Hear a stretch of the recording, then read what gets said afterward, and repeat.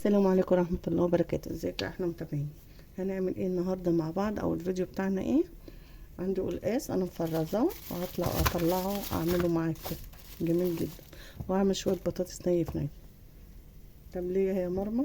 عشان ابني مسافر وهياخد معاه الاكل ده. يلا بينا على البوتاجاز نشوف هنعمل ايه.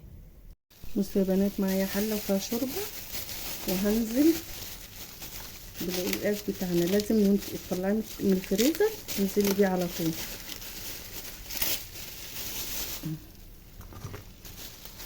ما تستنيش لما يفك.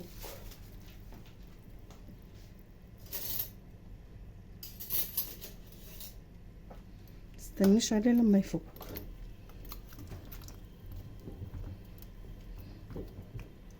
بصوا اول ما بينزل الشوربه سخنه خلاص فك اهو.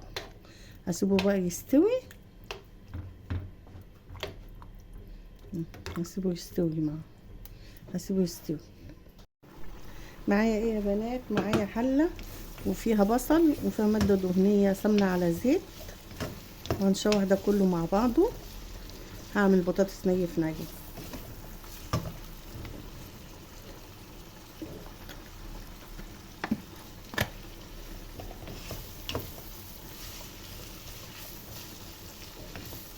هنحمر ده كله مع بعض.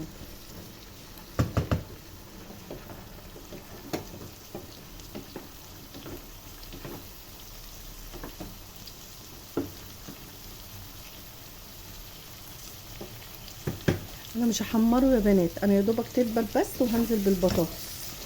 انا بحب اشوح البصل الاول، بيبقى جميل جدا.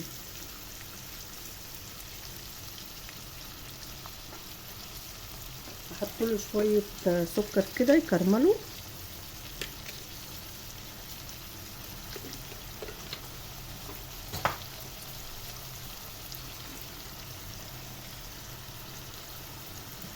وشويه فلفل اسود.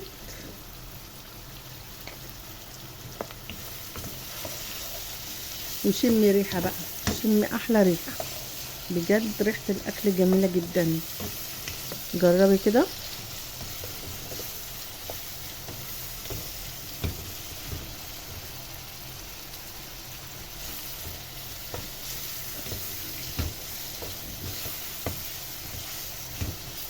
اجيب البطاطس.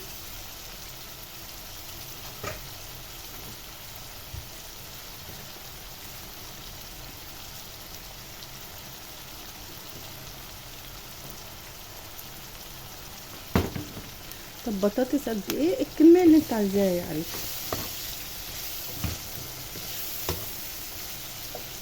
الله على ريحه الاكل. ذوقت بجد.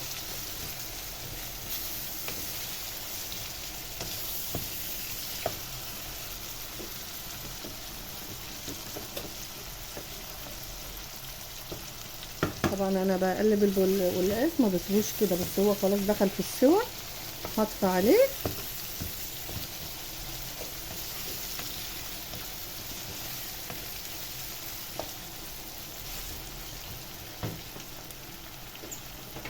بس كده.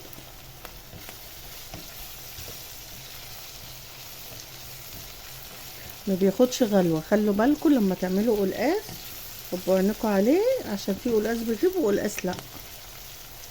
فانا جايباه طبعا ما باخدش غلوه.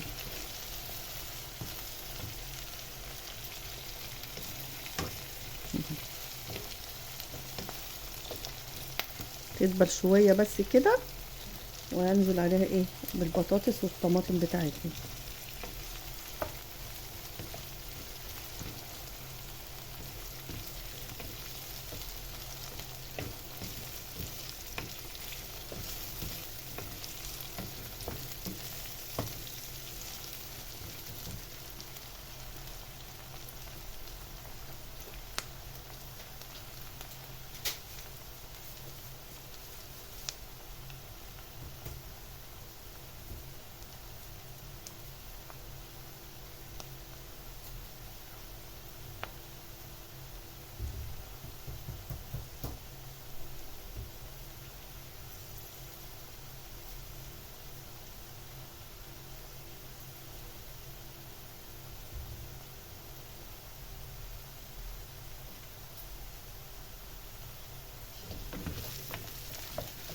بصوا يا بنات، معايا فصين توم. تعملي ايه؟ هخرطهم بس كده، هشوحهم شويه مع البصلايه يدوا ريحه حلوه للبطاطس.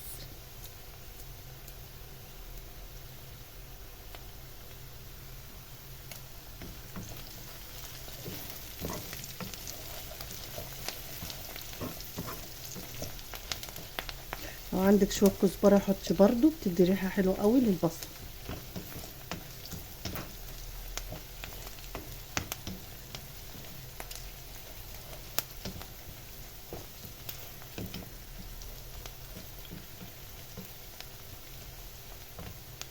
خلاص كده يا بنات،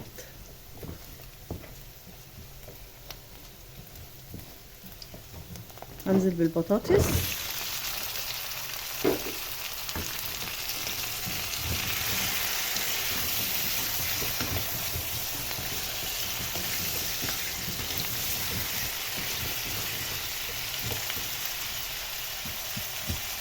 وهنزل بالملح، اشوحها تشويحه كده مع بعض، تاخد من طعم البصل.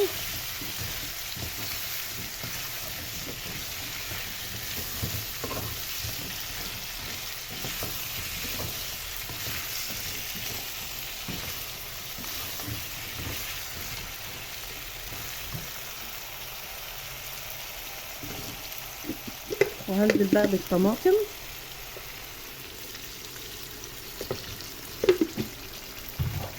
كمية اهو،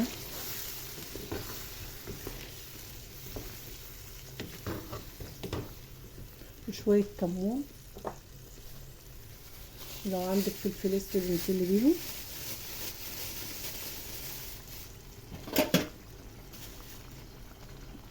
شوية كمون.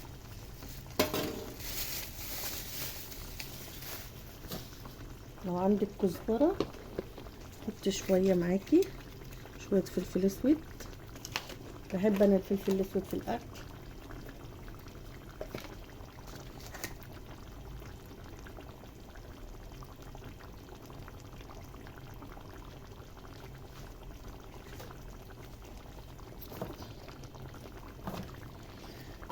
واقلب ده كله، تظبطي بقى ملحك. بس انا هحط ايه سنة شوية مية تخفف لي القوطة الطماطم، لان الطماطم تقيلة فمش هتستوي كده، لازم تخففها بشوية مية بس كده. ودوق الملح بتاعك.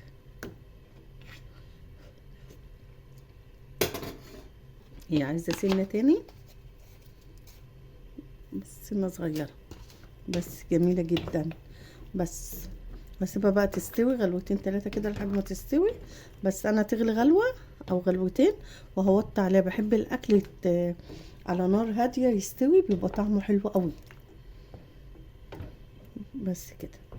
ومعايا ايه تاني يا بنات؟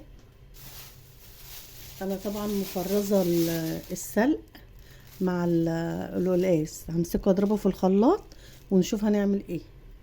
معايا، بصوا يا بنات، معايا ايه تاني؟ معايا فراخ حطيت لها بصل وطماطم وتوابل بقى اللي انت عايزاها، توابل فراخ وفلفل اسود ورق لورو، وشوحتها كده من غير سمنه ولا اي حاجه، هي تنزل الدهون بتاعتها. وازقيها بقى ميه وخلاص، على كده خلصنا من الفراخ. معايا ايه يا بنات؟ معايا سمنه وزيت. وهعمل شويه رز بالشعريه كده. طبعا انا عملته معايا كوب كتير قوي.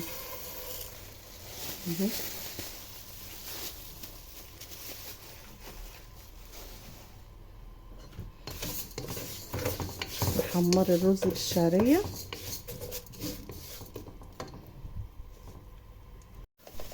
بس يا بنات، لازم ايديكي في الشعريه على طول. وانزل بالرز طبعا غسلاه.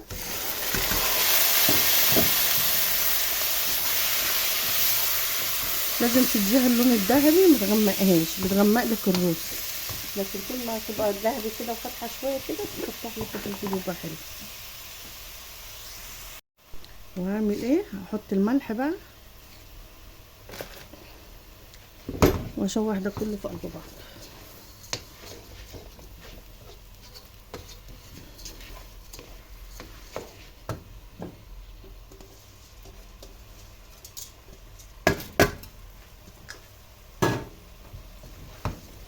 اشوحه كله في قلب بعضه كده دقيقتين كده مع بعضه.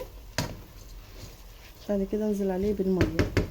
بصوا لونه جميل ازاي عشان انا محرقتش الشعريه.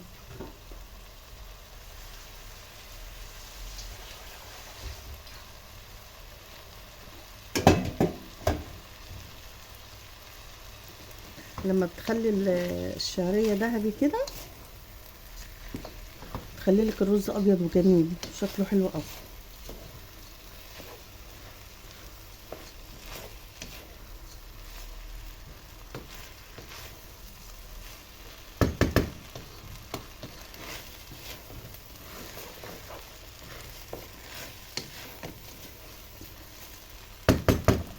بس كده هنزل بقى بالميه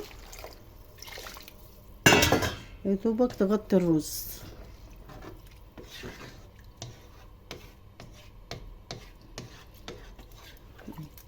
خلاص على كده طبعا ظبطت الملح بتاعك.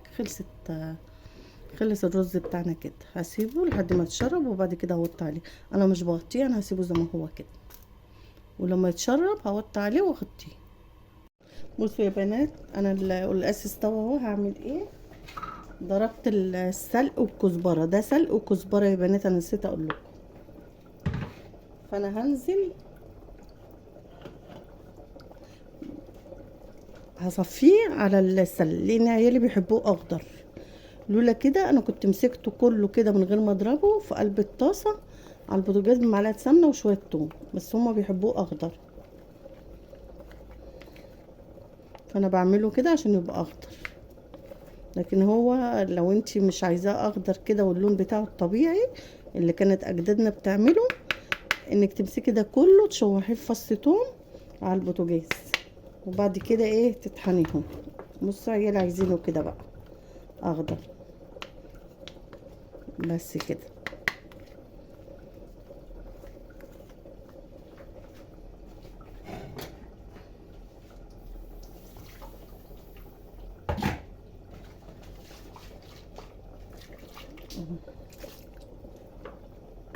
خلاص هنعمل ده بايه ايه بقى. تعالي بقى شوفي هنعمل فيه ايه. كده الرز بتاعنا خلص. انا هنشوح ايه معايا توم، معايا زيت وهنزل عليه بالسمنه.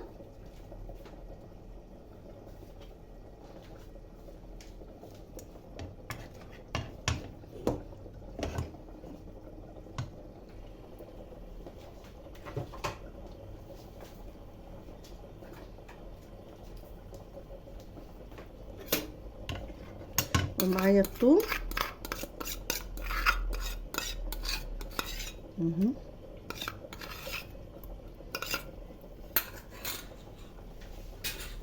سهل جدا. ويلا قومي فرزي لك شويه كده واعمليهم. بصي ما بياخدش مننا هوا كده وانت بتطبخي.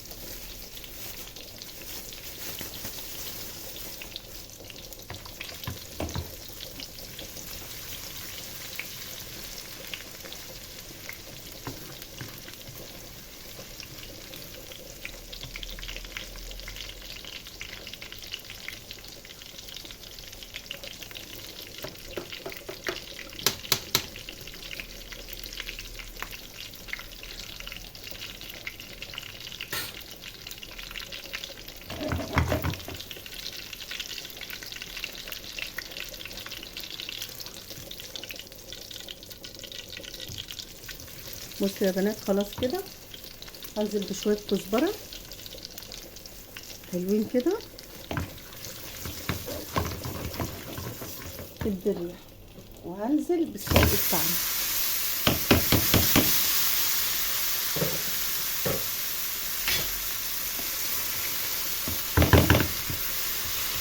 دي طريقتي انا في الايه.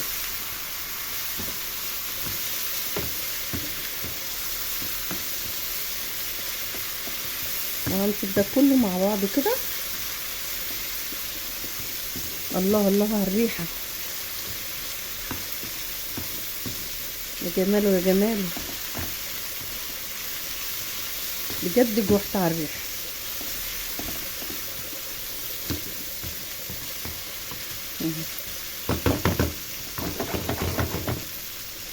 اسيبها شويه بس تنشف، وانا زي ما قلت لك ايه، عيالي بيحبوها اخضر، فانا مش هنشفها قوي احرقها، يا دوبك بس ايه لو فيها شويه ميه ولا حاجه تتشرب. بيبقى جميل برضو الطريقه دي، حلوه قوي، جربيها كده الطريقه دي جميله جدا وسهله. ولا تقعدي بقى تشوحي السلق والثوم بس.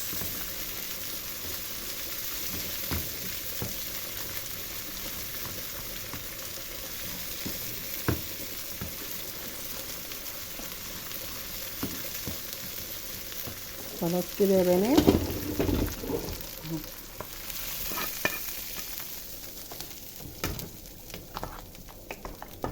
طب انت عاملاه تخين ليه كده يا مرمر؟ ابني بيحبه كده، لو عملته خفيف كده ما مش هياكله، انا هعمله اللي هو عايزه بس.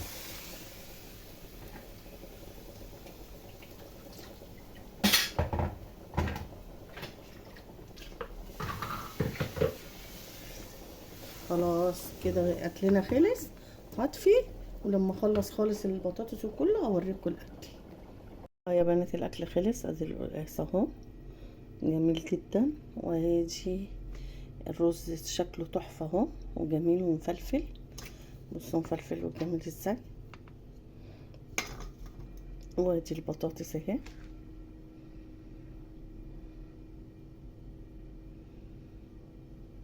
وادي الفراخ اهي. ادي يا بنات القلقاس خلص اهو جميل جدا وحلو، بس مش هغرف دلوقتي، انا قلت اوريهولكم. وادي الرز مفلفل وجميل، بصوا الرز فلفل وحلو قوي. خلاص، وادي البطاطس اهي يا بنات جميله جدا، مش هحطها في الفرن، انا هو عايزه اسخنها كده. وادي الفراخ اهي، وخلصت اكلنا. يلا اللي وصل معايا لحد كده، اللي وصل معايا لحد كده يعمل لايك ويعمل اشتراك عشان يجيله كل جديد من مطبخ مرمى. واذا عجبكم الفيديو ما تنسوش تخشوا القناه، وان شاء الله يعجبكم الفيديو.